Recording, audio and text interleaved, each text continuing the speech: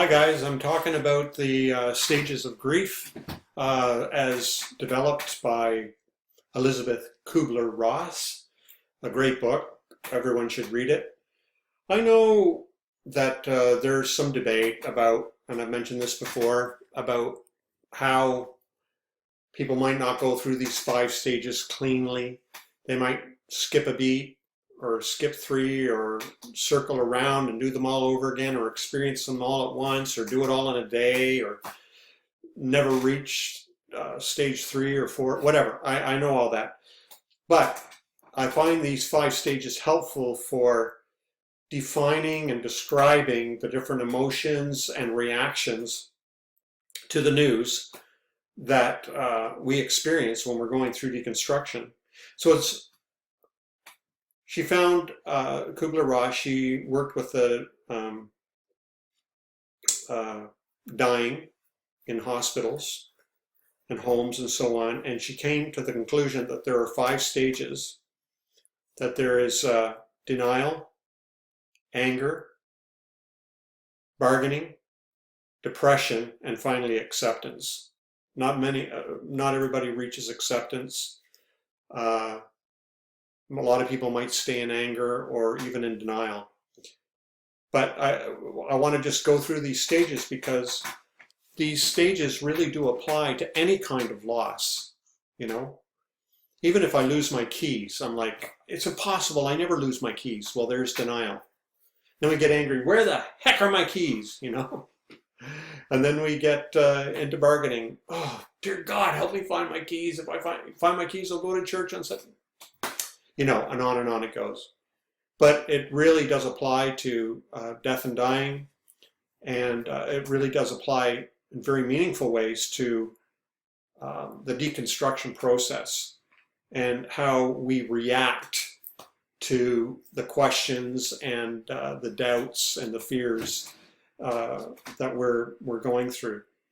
So that's why I'm using this model for helping us get an understanding for the emotions and the reactions that we're having to what's happening to us.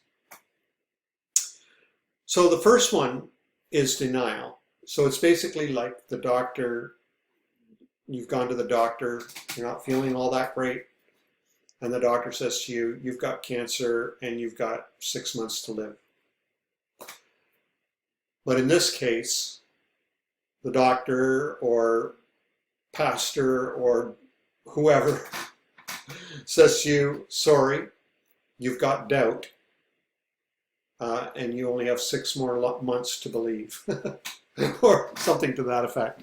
You get my point. Or we've spotted a question on your x-ray, and if that question grows and it looks like it is, then you only have so long to live. I don't see people surviving this kind of question or the operation to remove it. So often our first reaction is denial. I can't believe this is happening to me. This can't be happening to me. You know, we've believed our whole life. I've been a believer my whole life. How can this be happening to me now? Why is this happening to me now? It can't be happening to me. I don't want to stop believing. I'm a believer. I've always been a believer. This shouldn't be happening to me. Of all people, I'm involved in the church. I study my Bible and pray every day. I go to church all the time. I think godly thoughts. I'm a good person, living a clean life. Like, why is this happening to me? It can't be happening to me. This is just a cloud passing in front of the sun. It'll soon pass. This is just a season.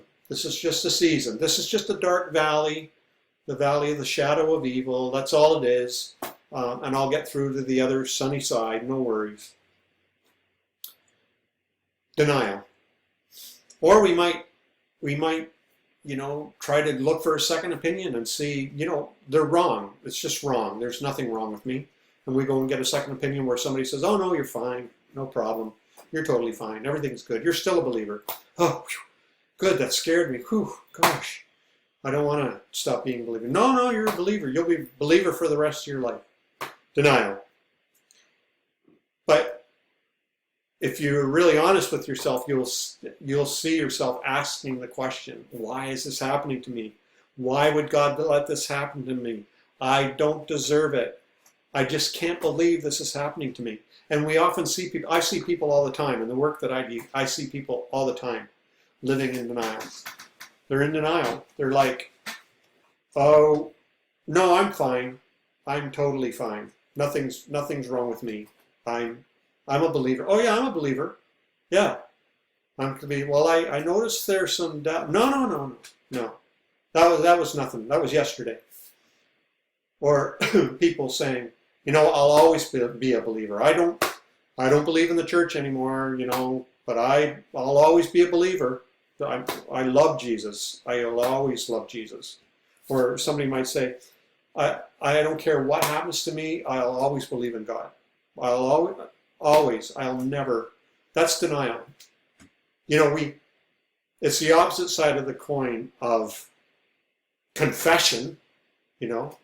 Often when I hear people making these strong confessions, if you lurk behind the curtains and look in there, you'll see some denial. Maybe this applies to you. I don't know. I know it certainly applied to me. I remember saying, I'll always be a believer. I'll never stop believing in God. Jesus is always my friend. All that stuff. I said all that stuff. It's denial. It's the first stage. It's when we're told, or when we're informed, or when we realize we have doubt and we just can't believe it's happening to us. Denial. See you in the next stage, anger.